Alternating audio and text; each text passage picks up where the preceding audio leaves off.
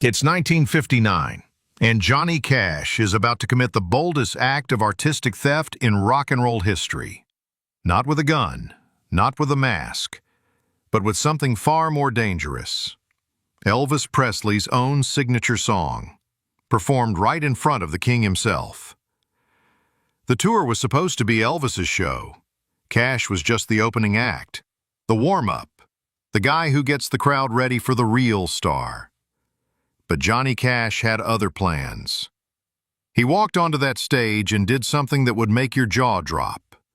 He launched into a full-blown Elvis impersonation, complete with the hip swivels, the sneering lip, and then, the ultimate power move, he performed Heartbreak Hotel, Elvis's own hit, right back at him. Think about the sheer audacity of that moment. You're opening for the biggest star in the world, and instead of doing your own material, you steal his identity. You become him, better than him, right in front of his face. The audience didn't know whether to laugh, cheer, or call security.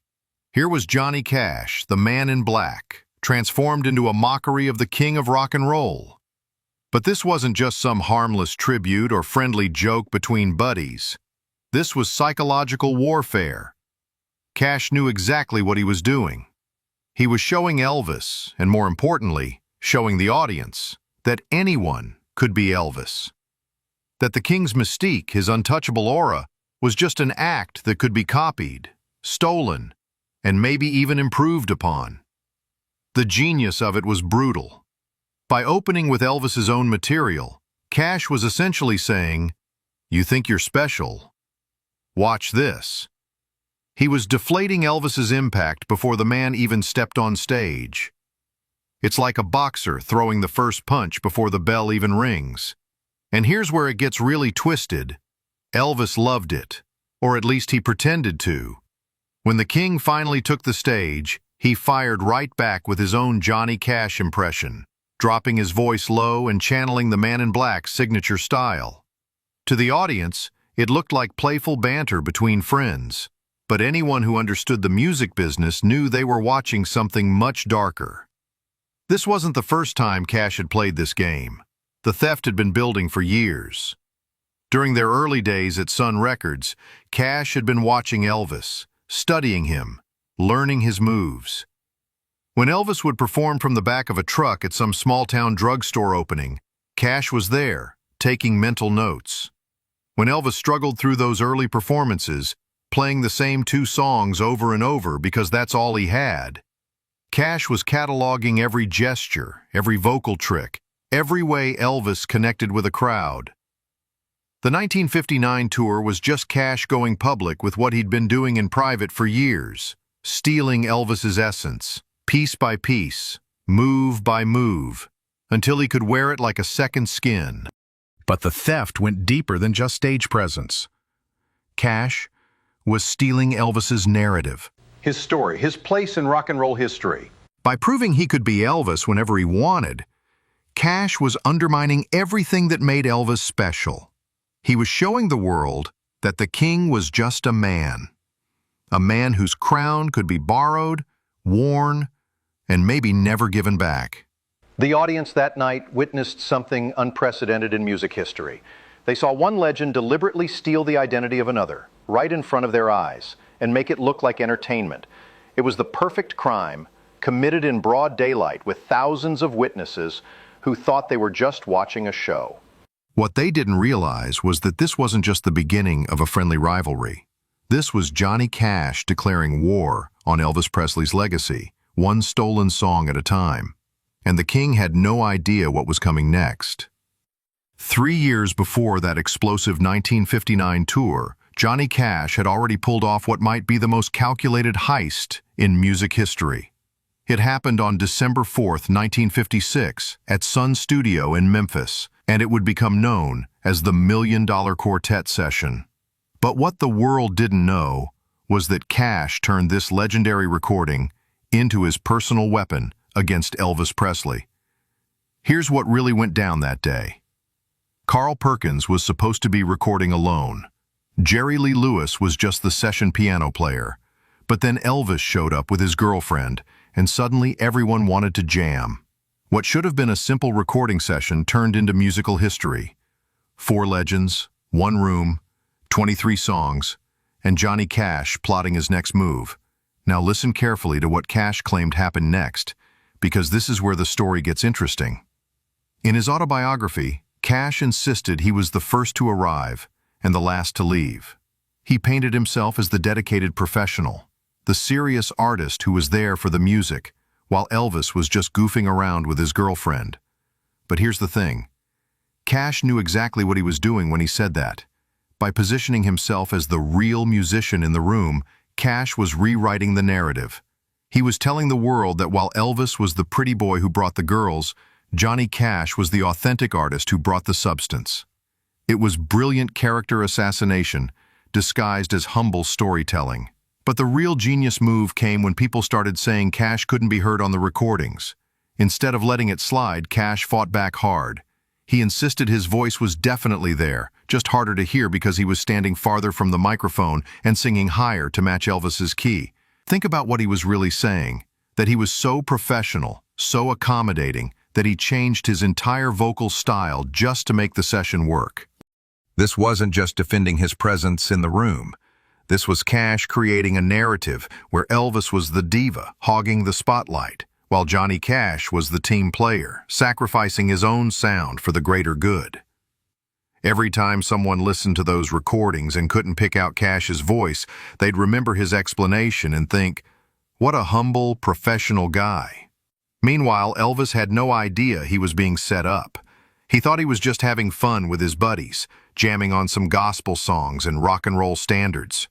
He had no clue that Cash was mentally documenting every moment, every interaction, every detail that could later be used to position himself as the more serious artist. The Memphis Press-Scimitar ran the story the next day with that famous photo of all 4 musicians. They called it the $1 Million Quartet, and suddenly everyone wanted to know about this historic session. But here's where Cash's strategy really paid off. Instead of just being another musician in the photo, he became the guy who could tell you the real story, the inside scoop, the truth about what Elvis was really like. For decades afterward, whenever anyone asked about that session, they'd go to Johnny Cash. He became the unofficial historian of the $1 Million Quartet, the guy who could separate fact from fiction. And with every interview, every story, every correction of the record, Cash was quietly building his own legend at Elvis's expense. The beauty of it was that Cash never had to directly attack Elvis. He just had to position himself as the more reliable narrator, the more serious artist, the guy who remembered things accurately, while everyone else was caught up in the hype. He was stealing Elvis's moment by becoming its definitive interpreter. By the time the dust settled, the $1 Million Quartet session wasn't just a piece of music history. It was Johnny Cash's proof that he belonged in the same room as the king of rock and roll. And more importantly, it was evidence that maybe, just maybe, he was the better man all along. That's the real $1 Million question.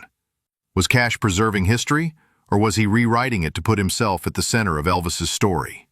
But there was something else driving Johnny Cash's obsession with stealing Elvis's identity, something much more personal and devastating than professional rivalry. Her name was June Carter, and she was the secret poison that would ultimately destroy any real friendship between these 2 legends. Here's the part of the story that will make your heart break and your blood boil at the same time.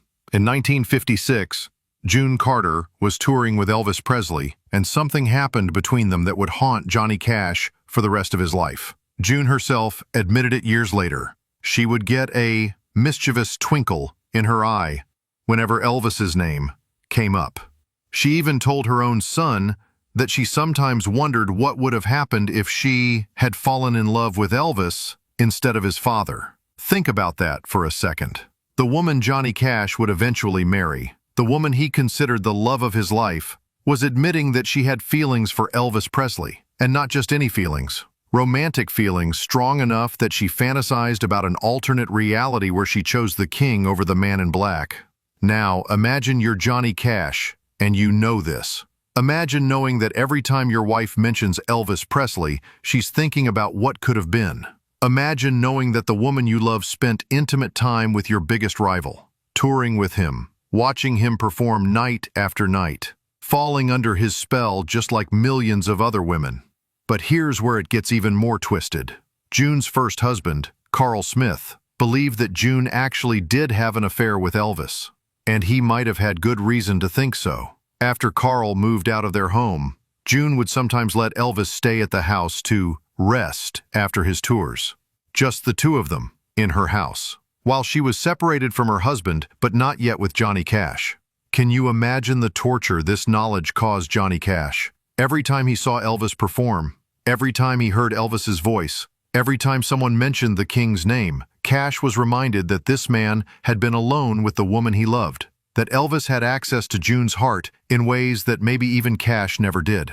This is why Cash's theft of Elvis's identity became so personal, so vicious, so calculated. It wasn't just about professional competition anymore. It was about proving to himself, to June, and to the world that he was the better man, that he was more authentic, more serious, more worthy of love than Elvis could ever be. When Elvis would tune his guitar by humming Cash's song Cry, Cry, Cry, it wasn't just musical appreciation, it was a constant reminder of the triangle they were all trapped in.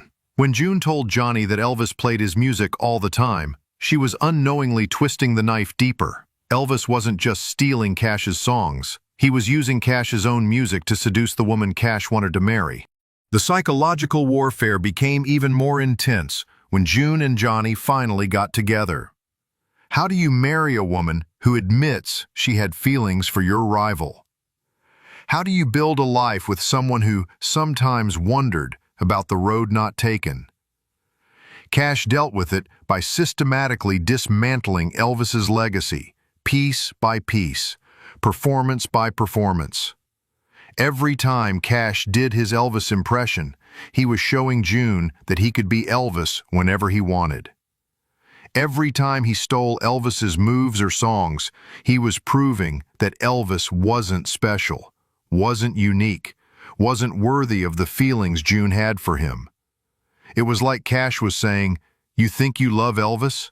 Well, I can be Elvis, but better." The cruelest part of all this is that Elvis probably never knew. He had no idea that his friendship with Cash was being slowly poisoned by romantic jealousy. He had no idea that every interaction with June was being analyzed, dissected, and resented by the man who would become her husband.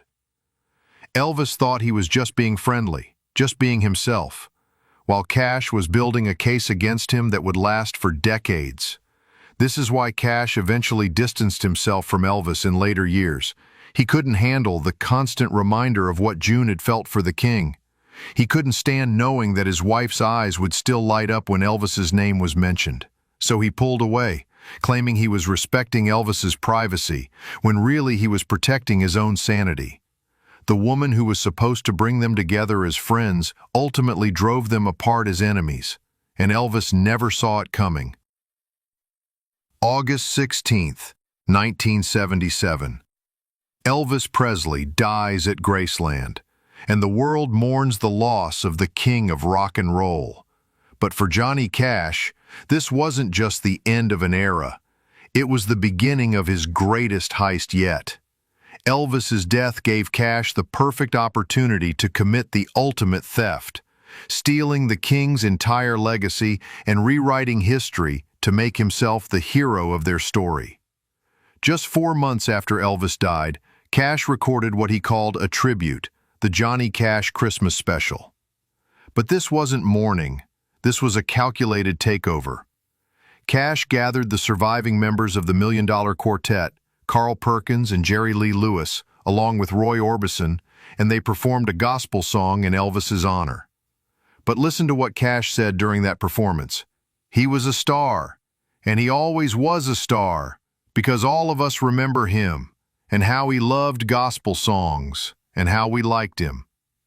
Notice the language. Cash positioned himself as the one who remembered Elvis, the one who truly understood what the king was about. He was already setting himself up as Elvis's spiritual interpreter, the guy who could tell you what Elvis really meant to the world. It was brilliant. He was stealing Elvis's legacy by becoming its guardian. But the real theft happened when Cash started rewriting their entire relationship. in his autobiography. This is where Cash's decades-long campaign against Elvis reached its climax. He claimed that his Elvis was the Elvis of the 50s, painting the later Elvis as some kind of sellout who lost his way. Cash wrote that Elvis's later music was overproduced, that the real Elvis was the innocent kid who loved cheeseburgers and his mother. Think about the audacity of that statement. Cash was literally telling the world that he knew the real Elvis better than Elvis knew himself. He was saying that everything Elvis did after the 1950s, the movies, the Las Vegas shows, the later albums, was somehow fake, somehow less authentic than the version Cash remembered. He was stealing Elvis's right to evolve, to grow, to define his own career. The psychological manipulation was masterful. Cash painted himself as the loyal friend who stayed true to Elvis's original vision, while everyone else, including Elvis himself, got caught up in fame and fortune. He wrote about how Elvis was sensitive and easily hurt by drug rumors, positioning himself as the protective friend who defended Elvis's honor. But here's the twisted part. Cash was defending a version of Elvis that only existed in his own mind. Cash claimed he never saw Elvis use drugs, that Elvis was always clear-headed around him. But by the 1970s, Cash had distanced himself from Elvis completely. He admitted in his book that they only chatted on the phone occasionally and swapped notes now and again. So how could he possibly know what Elvis was really like in his final years? The truth is, he couldn't, but that didn't stop him from claiming moral authority over Elvis's story. The final insult came in 1988, more than a decade after Elvis's death, when Cash appeared on The Late Late Show and declared Elvis the best performer he'd ever seen. But even this apparent praise was loaded with hidden meaning. Cash was positioning himself as the authority on great performers, the guy who had seen them all and could judge who was truly great. He was stealing Elvis's crown by becoming the one who decided whether Elvis deserved to wear it. By outliving Elvis by 26 years, Cash had almost 3 decades to shape the narrative of their relationship. Every interview, every autobiography chapter, every tribute was another opportunity to position himself as the more authentic artist, the more reliable narrator, the better man. Elvis couldn't defend himself, couldn't tell his side of the story, couldn't correct the record. He was dead, and Cash was very much alive and talking. The ultimate irony is that Cash's greatest theft was making people believe he was honoring Elvis's memory. He turned grave robbing into hero worship, made stealing look like remembering, transformed betrayal into tribute. He convinced the world that he was preserving Elvis's legacy when he was actually rewriting it to put himself at the center of the story.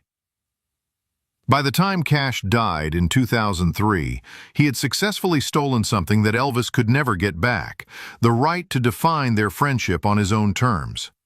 Cash had become the official biographer of their relationship, the keeper of Elvis's true story, the man who could separate the real king from the myth. And the most devastating part? Elvis never saw it coming. He died thinking Johnny Cash was his friend, never knowing that Cash had been systematically dismantling his legacy for decades. The king lost his crown to a thief, and he never even knew it was being stolen. The truth about celebrity friendships is never what it seems on the surface. If this twisted tale of betrayal and manipulation shocked you, you absolutely need to see our next video about the dark secrets that destroyed other music legends. Subscribe right now and smash that bell, because the real stories behind the myths are always more devastating than you could imagine.